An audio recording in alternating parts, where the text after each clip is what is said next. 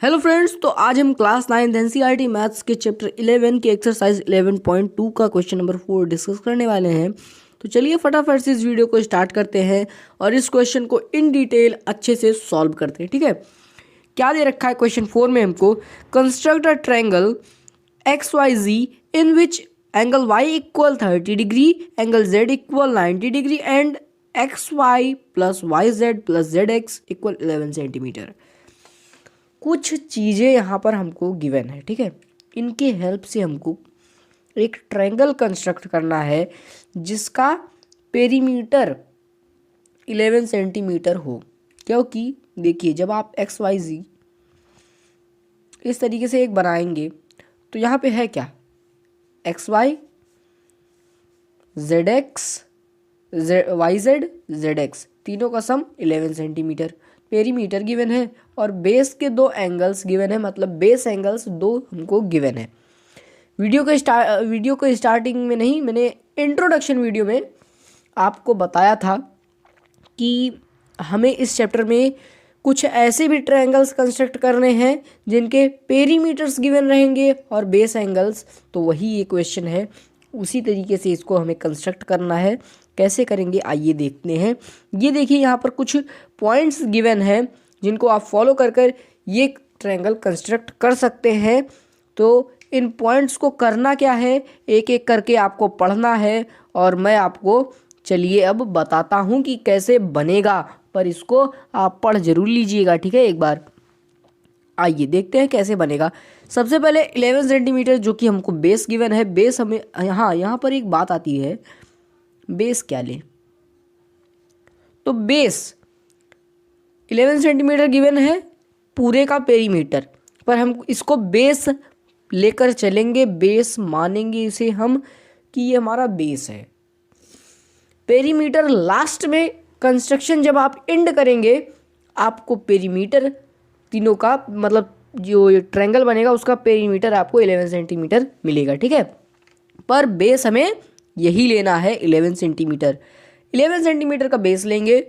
Base लेने के बाद अब क्या करेंगे कि यहाँ पर देखिए बात आती है कि यहाँ इसको नेमिंग क्या दे, तो इसको कुछ भी नेम दे दीजिएगा, बस एक्स वाई जी। ये जो ट्रायंगल बनाना रहेगा इस ये नेम मत दीजिएगा, क्योंकि ये लास्ट में कंस्ट्रक्शन के लास्ट में आपको ये ट्रायंगल फॉर्म होकर आपको मिलेगा। ठीक है, ये ट्रायंगल इस पर इस तरीके से नहीं बनेगा, इस पर कहीं बनेगा, किसी एक पार्ट पर, पर्टिकुलर पार्ट पे बनेगा। ठीक है, तो बनाते हैं ट्रायंगल अपना। Angle Y 30 degree, angle Z 90 degree. तो एंगल 30 इधर भी आप बना सकते हैं, इधर भी बना सकते हैं। एंगल 90 डिग्री इधर बना सकते हैं या इधर, चाहे जिधर आप 30 डिग्री बनाइए चाहे इधर 90 डिग्री, इसके लिए कोई परेशानी वाली बात नहीं है। तो आर्क मैंने एक लगा भी दिया है। इसको आप जानते हैं, पॉइंट ए पर निडल रखेंगे, एक आर्क लगाएंगे अपने कंपास से, इसको मैं सी नेम दे दे रहा हूँ। पॉइंट सी पर निडल रखकर ये दूसरा आर्क लगाएंगे, ये जाएगा आपका 60 डिग्री का एंगल बन जाएगा। यहाँ पर आपको पता है हमको बनाना कितना है, 30 डिग्री का एंगल। तो इसका क्या करेंगे, एंगल बाइसेक्टर कर खींच देंगे। ये पॉइंट डी पर निडल रख के सेम रेडियस से एक आर्क यहाँ, पॉइंट सी पर रखकर एक आर्क यहाँ, ये आपका गया 30 डिग्री का।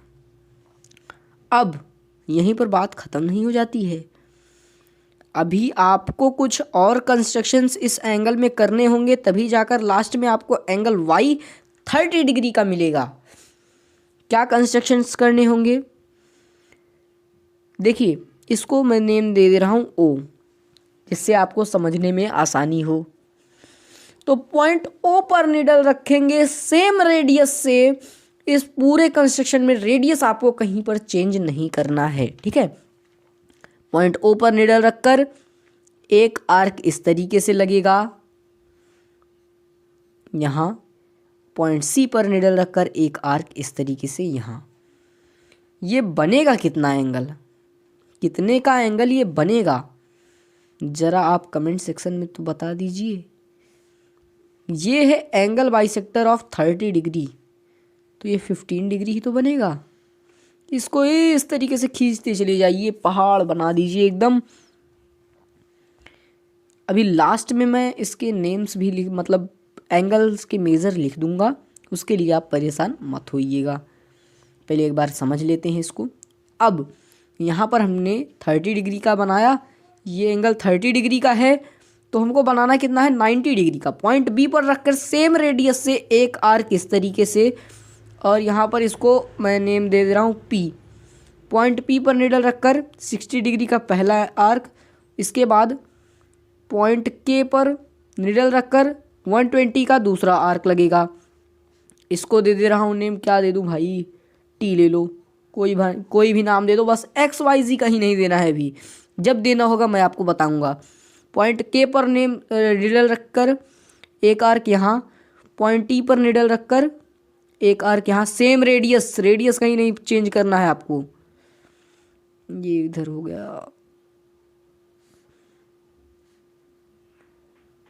ये देखिए मेरा 90 डिग्री का एंगल नहीं बन रहा है एकदम एक्यूरेट, पर आपको एकदम एक्यूरेट ही बनाना है, ठीक है। आप जब अपने स्केल से, कंपास से, निडल सब चीज़ से आप बनाएंगे, एक्यूरेट फिगर आपको मिलेगा। इसका भी हमें एंगल बाइसेक्टर खींचना पड़ेगा, मींस 45 डिग्री का एंगल हमें यहाँ बनाना पड़ेगा।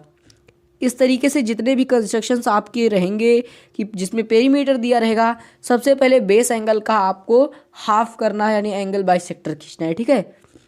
तो पॉइंट एम पर निडल रख के एक आर्क यहाँ, पॉइंट पी पर निडल रख के एक आर्क यहाँ, इस तरीके से इसे ज्वाइन कर दीजिए, ठीक है। ये आपका कहाँ जा रहा है भाई,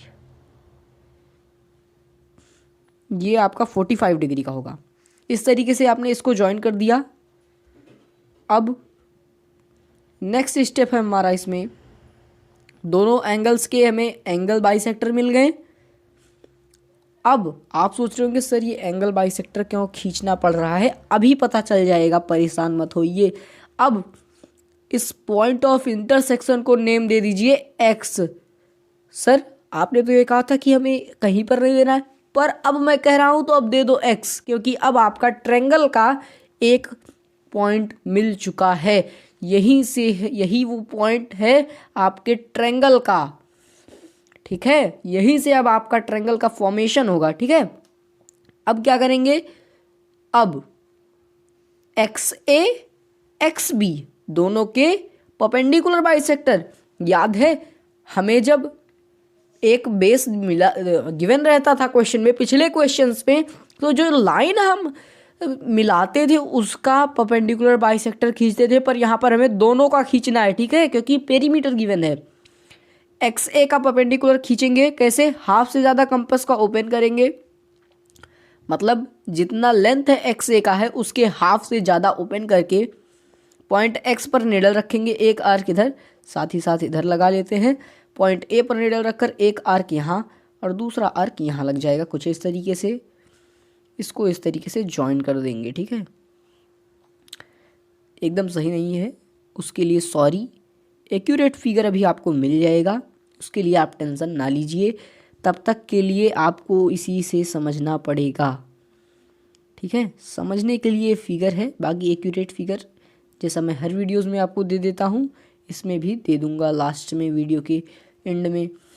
एक्स बी का भी परपेंडिकुलर बाइसेक्टर हमें चाहिए, तो एक्स बी के लेंथ जितना है उसके हाफ से ज़्यादा ओपन करके पॉइंट एक्स पर निडल रखेंगे, एक आर्क यहाँ, इसी के साथ यहाँ पर भी एक आर्क लगा लेंगे, और फिर पॉइंट बी पर निडल रख के, पेन का कलर चेंज कर दूँ मैं यहाँ पर नहीं तो आप कंफ्यूज हो सकते हैं। एक आर्क यहाँ, दूसरा आर्क यहाँ, पॉइंट बी पर रखकर कुछ इस तरीके से, इसको भी इस तरीके से ज्वाइन कर देंगे। अब ये थोड़ा मेरा ये परपेंडिकुलर बाइसेक्टर सही नहीं गया है, चलिए उतना आप समझ जाएंगे, समझाने के लिए काफ़ी है, ठीक है। ट्राई कर रहा हूँ, एक सेकेंड। हाँ देखिए, अब ये पॉइंट ऑफ इंटरसेक्शन, दोनों परपेंडिकुलर बाइसेक्टर्स कहाँ पर इंटरसेक्ट हो रहे हैं, ए बी पर, तो इसको नेम दे दीजिए क्या, वाई, इसको नेम दे दीजिए जेड। बन गया आपका ट्रायंगल। अरे सर कहाँ बन गया? तो इसको ज्वाइन करेंगे तभी तो बनेगा ना। एक्स वाई ज्वाइन कर दीजिए और एक्स जेड ज्वाइन कर दीजिए, बन गया आपका ट्रायंगल। यहाँ पर अब आप अपने प्रोटेक्टर को उठाइए और अपने स्केल को उठाइए। पहले ये एंगल मेज़र कीजिए और ये एंगल मेज़र कीजिए। ये आपको मिलेगा 90 डिग्री और ये मिलेगा 30 डिग्री। इन तीनों का सम आपको मिलेगा 11 सेंटीमीटर। अब आप सोच रहे होंगे सर यहाँ पर हमने तो बाइसेक्टर खींचा, यहाँ पर हमने 15 सेंटीमीटर खींचा तो यहाँ 30 कैसे आ गया, यहाँ 45 का खींचा तो यहाँ 90 कैसे आ गया? तो यहाँ जब हमने हाफ किया, हाफ करने के बाद परपेंडिकुलर बाइसेक्टर खींचा तो यहाँ से इसका लेंथ, इसका मेजर डबल हो गया। ठीक है, क्या हो गया? डबल हो गया। अगर हम 30 खींचते यहाँ 60 हमको मिलता, तभी हमने हाफ किया क्योंकि हमें चाहिए क्या था 30 डिग्री और यहाँ 90। अगर यहाँ 90 खींचते ना तो यहाँ पता नहीं कितना चला जाता, 180 क्रॉस। ठीक है, तो इस तरीके से आपका एंगल बनेगा, ट्रायंगल बनेगा। अब मैं एक्यूरेट फिगर, जिसका आपको बेसब्री से इंतज़ार था, एक्यूरेट फिगर आपको मैंने दे दिया। ये है आपका 15 सेंटीमीटर का एंगल, अरे सॉरी सेंटीमीटर नहीं, डिग्री का एंगल, माफ़ करिएगा, 15 डिग्री। ये है 30 डिग्री का एंगल, ये है 90 डिग्री का, यहाँ मैं लाइन खींच कर एक लिख दे रहा हूँ, और ये है आपका 45 डिग्री का एंगल। ठीक है, दिख रहा है ना? तो कुछ इस तरीके से बनेगा आपका एकदम एक्यूरेट फिगर। तो उम्मीद है ये क्वेश्चन अच्छे से समझ में आया होगा। तो आज के लिए बस इतना ही, मिलते हैं किसी और नए वीडियो में किसी नए टॉपिक के साथ। तब तक के लिए आप बने रहें हमारे साथ।